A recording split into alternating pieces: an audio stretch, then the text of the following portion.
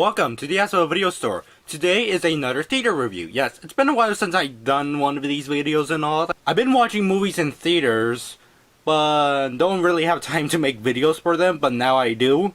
And a few days ago, back in Thursday, I recently saw the film POMPO the Cinephile, which is a Japanese anime that was released last year in Japanese theaters. It was like a movie and all that. But it was finally released in the US as recently by G-Kids. Now, going into this movie, I had no idea what the plot was, aside from the plot basically about making a movie and all that. But I was quite surprised what I saw, and it was like a really fun movie to watch. This review is going to be a non-spoiler and a spoiler review, so I'm going to start with the non-spoilers and leave a timestamp in the description of when I start saying spoilers and all that. The story is about Jean, who works at this film studio as the assistant to a producer. And he's really interested into movies, and one day the producer tells him, hey, could you direct my screenplay that I've written? And he's basically shocked and all that, like he's just been offered like to direct a movie and all that, even though he just started out as an assistant to the producer. Now he's like moving on to directing into a movie itself. So the film follows Jean in trying to direct the movie itself and having struggles along with it, and trying to basically make it good enough for the producer, who I think the producer's named POMPO? Yeah, I think that's her name and all that, so she could be happy with the film itself. That's the main story of the film without going into like spoiler details. And the movie was really great. I did like the story and the characters. The characters were really fun to watch and all that. The story was interesting and all. Basically, we start with Jean, like, you know, starting as, like, we see him, like, what he does as an assistant. Then transitions from him to assistant to director and all that. Not much to be honest, there isn't much conflict within, like, Jean making the film and all that. Which is sort of like not really my main preference, but it's like a bit odd thing and all that, because when they're filming the movie itself, they're filming the movie and all that, the movie within the movie and all, they have like, let's say, a struggle, like a problem, and Jean finds something like, okay, we could do it like this way then. Like, oh, we can't film it today? Hey, we could actually film it and all that. You know, sort of like that. There isn't that much conflict until we get into the post-production state, where Jean is trying to keep the film into 90 minutes because the producer, POMPO, doesn't like films longer than 90 minutes and all that. That's where most of the conflict and struggles and happenings and all that. It's just like, but before that, it's more like, you know, just going along with the way and all that there until, oh no, the editing stage. So yeah. But I did like some of the few movie references here and there, and I like how the studio itself basically makes not really exploitation films, but films with women in them, and with revealing clothing, and that's how they make the money. Which sort of reminded me of New World Pictures and Roger Corman and all that. Like, Roger Corman is like, okay, we gotta get some women there, you know, they gotta wear less clothes, alright then, alright, we done? Alright, we could film the rest of the movie and all that. Sort of like that with... which is sort of has a story resemblance to it. That's what I really kind of like about it. The soundtrack was pretty good, along with the animation. The animation is really well done. I find it funny that they somehow made post-production look less boring. Because I've been editing videos since like 2020 and all that, like actually editing them and all that, not just like sit down one record take. And to be honest, sometimes it gets boring. But somehow with this movie, they make it look less boring and all that, just having like animation sequences of Jean with a sword cutting apart the movie itself and all that. It's a pretty good film, so I'll give it 4 out of 5 stars. Now I'm going into the spoilers of the film and all that, so if you want to see the movie yourself, which most likely the movie already is done playing in theaters by the time this video comes out, so if you want to get the Blu-ray and see the movie yourself, I suggest you do so.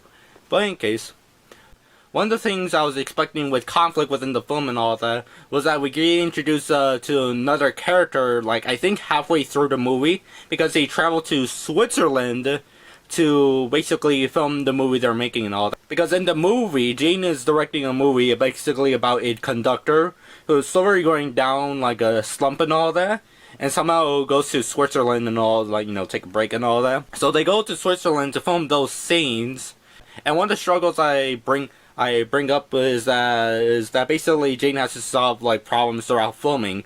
For example, one of the problems they try to solve is basically them like, oh, the weather's not doing okay. You know, the weather's not really on their side. Like, you know, the fog is coming up too much, or it's raining. But Gene finds a way like, oh, I think we could figure out how to do this and all that.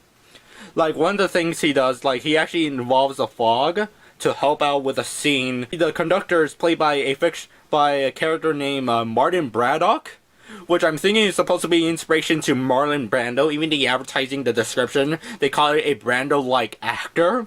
To be honest, I'm only familiar with Marlon Brando in his like late 70s stuff and all that, like Apocalypse Now and Superman. I'm thinking he's gonna start acting like that, like, I gotta have $1 million in my bank account before I go on set. I'm not filming today. I'm not remembering my lines and all that. Write them down in a cue card and all that. I'm sorry expecting like that.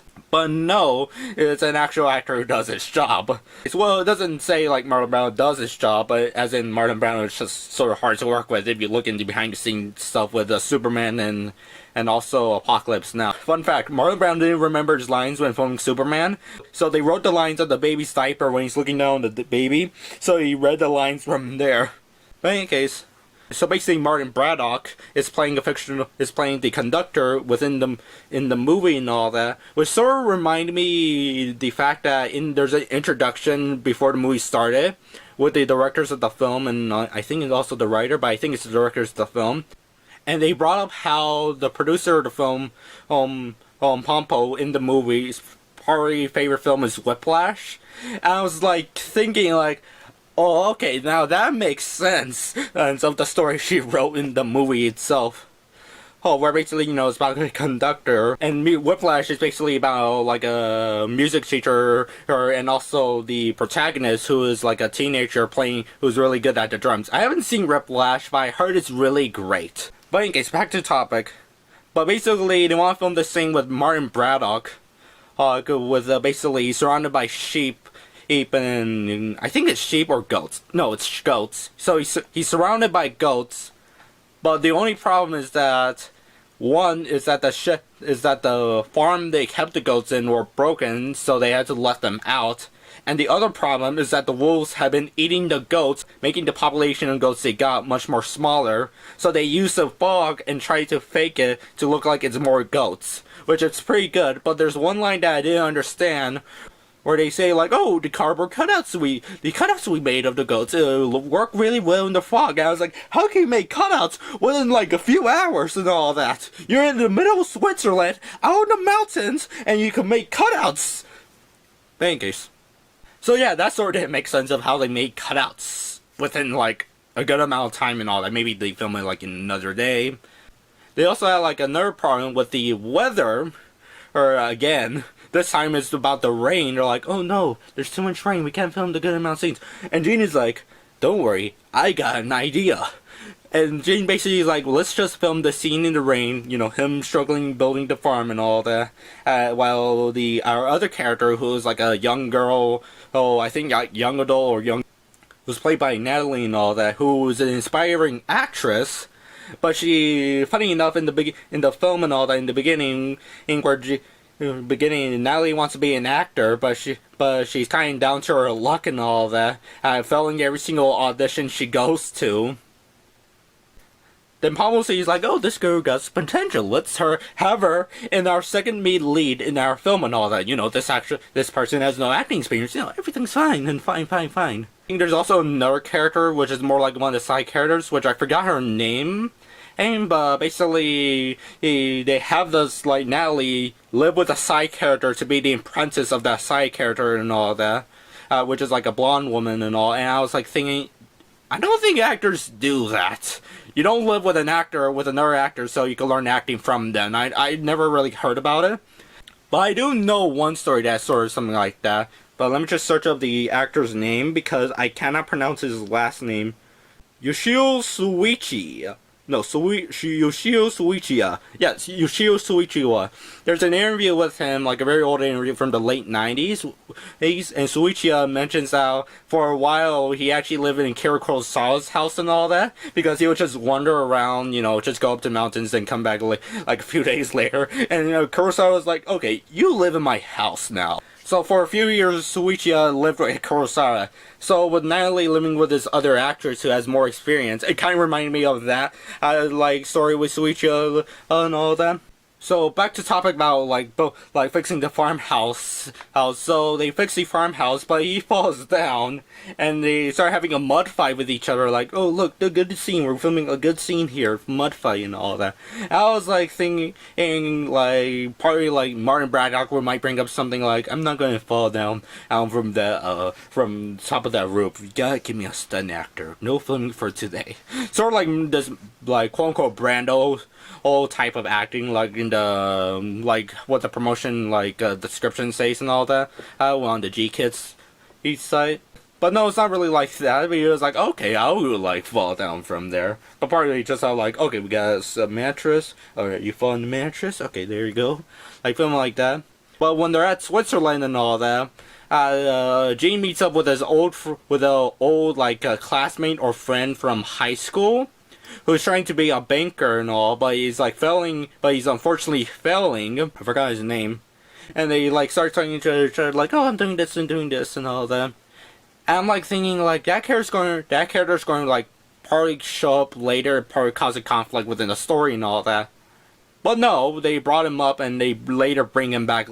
Where basically in the post-production, Gene is we need one more scene for this movie. I need a new scene. Because Gene is editing the film as well, and they have to delay the screening because Gene wants a new scene.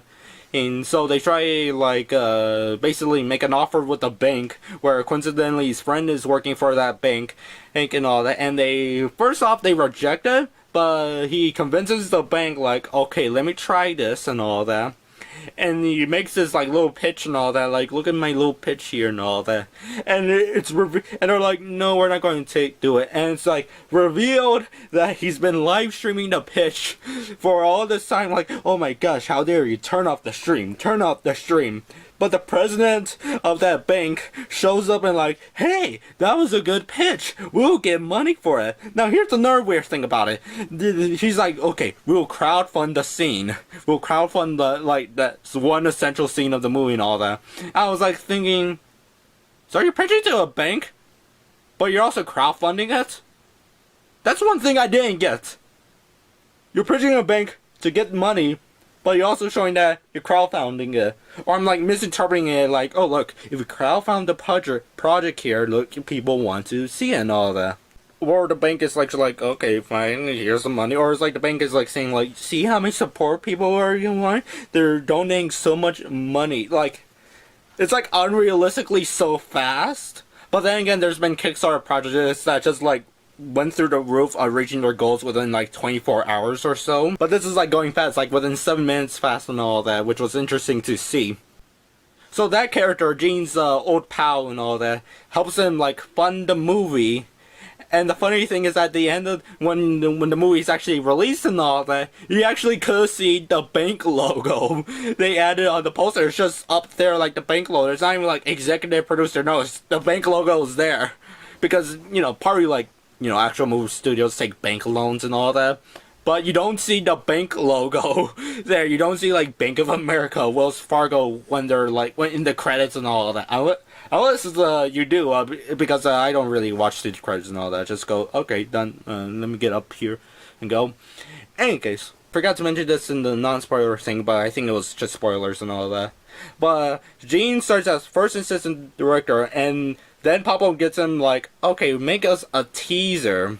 Make us a teaser film. A little teaser for our next film. But have it within 15 seconds or 30 seconds. I forgot what was the exact time and all that. And Gene is okay. And just sits there for a few hours going, there we go. Done. That reminded me that when Gene started editing trailers and all that, of how Joe Dante started on New York Pictures editing movie trailers. then went forward to directing the film Piranha, which was a Jaws ripoff and all that. Like, sort of like, it has sort of like a resemblance to it. I'm not sure if the directors, like the filmmakers of POMPO, the Cinephile, actually took that story and incorporated it into Gene's, into the story of the film. And all, like, with, like, Gene starring as first assistant, then he's editing the trailers, then he's, like, directing the film, directing the movies and all that. I'm not sure they took it from there. When it came to post-production in the movie and all that, Gene is just like sitting there 24/7, just editing the entire movie and all, like cut. But he has a struggle, basically, trying to cut down the entire movie to 90 minutes. But they filmed, like, a lot of footage for all the scenes and all that. And I sort of like how, in this movie and all that, they actually show, like, you know, the thought process of, like, okay, editing the film, like, this is too long, we could, like, cut it short here and all that. I sort of like that part a little bit. Yeah. But Gene is, like in a unrealistic way, editing the entire movie, like, 24/7, drinking, like, a lot of Pepsi. I'm not sure it's actually, you know, Pepsi and all that, part of, like, off-brand Pepsi and all that. What was that anime that changed the name of Pepsi to something else? I forgot. In any case, but, like, to the point that it fills up his entire trash can of Pepsi bottles and all that.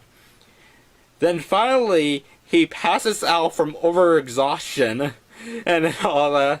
He passes out first from overexhaustion because he first gets up from his chair, goes up to hits the shelves, and he falls down, and the shelves fall on top of him and all that. Well, he trips to the shelves, and then the shelves fall on him and all. Gene is, like, stuck in his hospital, and the doctor's like, okay, he needs to rest for a week. But that's the problem. Gene has to deliver a movie within a week, and he's not finished editing. So what Gene does was that he wakes up 3 days later, immediately pulls out the little IV cord out of him, gets out of the hospital without nobody noticing him, and now he's back at the editing room.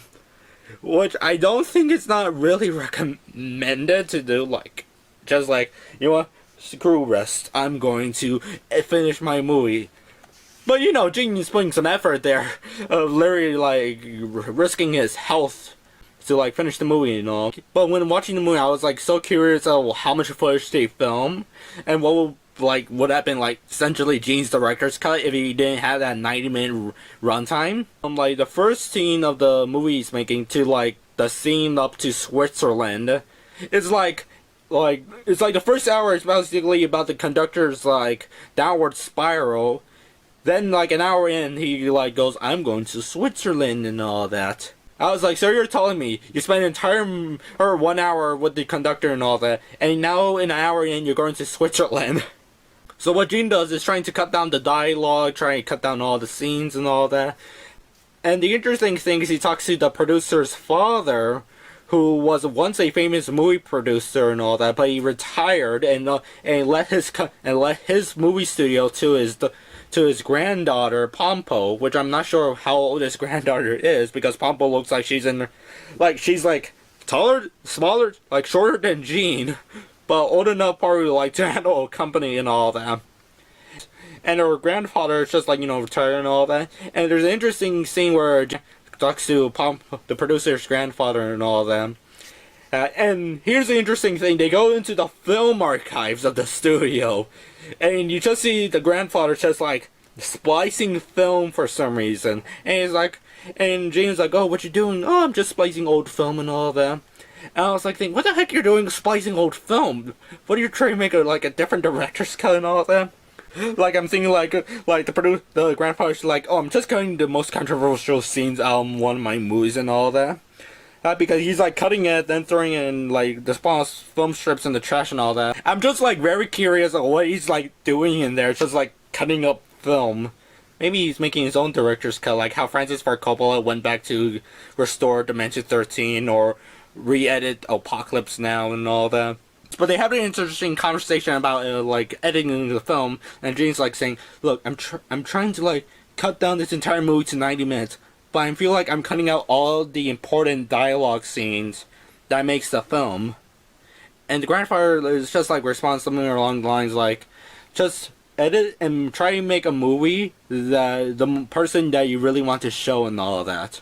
Which sounds like really good advice there. At the end of the movie, he miraculously makes a 90-minute cut and finishes it. And Pompo watches the movie and is all this attention, and then Pompo's like, you're a really great director. You made a really good movie. Then cuts to the ending where they actually release the movie and all that in theaters worldwide. And the film ends up winning awards like, Best Actor, like Martin Bragg, Best Supporting Actress, and Natalie wins it. And of course, Best Director, Gene. And here's a funny thing, is that the movie ends with the greatest line. The host is like, so, what is your favorite part about making this movie? Or what's your favorite part about this movie? And Gene just responds, my favorite part about this movie is that it's 90 minutes. Cuts to title, the end, credits. And I was like, man, that movie ended really well there. Basically, the film takes place in, the US and all that, which does a pretty good way of portraying the United States and all that, but the only thing is that I don't see any homeless people. Maybe it's like a fictional land where they got rid of the homeless people and just send them. But Hollywood is really named to Nollywood, like N-Y-A-A, Hollywood. And I'm thinking is that Japanese for cat? Actually, I'm going to Google this. Japanese for cat. In Japanese, Nia, Nyan, or Naya means meow, the sound that cat makes. So, Nollywood and the Oscars essentially translates to. So, Nollywood translates to Meowlywood? Okay, now I can see what's with the cats and all that. They even have these Apple computers, but with the Apple logo replaced with cats and all of that. But okay, so that's all my thoughts of the film. I expected a bit more conflict, filming the movie itself and all that, how maybe disastrous, then somehow miraculously comes out as a great film and all. I was expecting sort of that and not really much conflict within post-production and all that. That's a thing I didn't expect at all. But it was interesting how they went with the film, and I really enjoyed it and all that. And Party's this is one of my favorite movies about making movies and all that, because there's something about making movies that I really like. It's about the stories of going into making the movie itself. But the funny thing I didn't brought up was me watching the movie, the way I watched the film and all that, is when I went in the theater, I thought I was about to be late. Because, first off, the movie, the showing was at 7.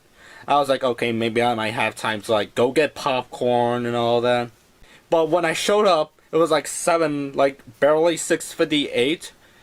And waiting line just took 5 minutes long. Because there were, 3 people in front of me and only 1 or 2 people on the cash registers. So I get the most quickest thing, small popcorn and a bag of M&Ms. So they wouldn't take time. They're filling up my soda and all that. Just got those things. Went over to the theater room. First off, I went to the wrong theater. It was empty. So I have to go to the other room, which was I think 8. Room 8. I accidentally went to room 7. Going to room 8. Then I noticed the audio's playing, but the screen is completely black. And I was like, oh, projector problems. Yeah, that's fun. And I go in, and everybody's like, dude, what's going on here? Everybody's just talking what's going on here, what's happening. Then they cut the audio and projector and all that, and I was like, dude, we're probably missing the best parts. And so I just said out loud as a joke, man, the animation looks great, even though we're just looking at a black screen. And everybody's like, yeah, the animation does look great. Look at those graphics. Look at those details. Look at the animation and all that. It looks great. It was funny to see it. But then they fix up the projector and they played trailers, the G-Kids trailers and all that, and they played them really loud, first off. They played them really loud, oh gosh, it's just shocking, they turned the projector, yeah, oh god, it's so loud and all that. And yeah, it was a pretty fun experience. So, the only people that showed up was about 8 or 10 people. 8 or 10 people, showed up, and they're all, scrounged up to the middle, while I'm just, sitting to the side. I didn't know them. But more people showed up compared to when I saw the movie Bella, also released by G-Kids back in January, where only 8 people, not including myself, showed up and all that. But this time there was more than 8 people, 9 or 10 and all that. Overall, it's a pretty good film. I suggest you watch it and all that. It's a pretty great movie about making movies. So that's all the review. Have a nice day, and later on come back to our video store.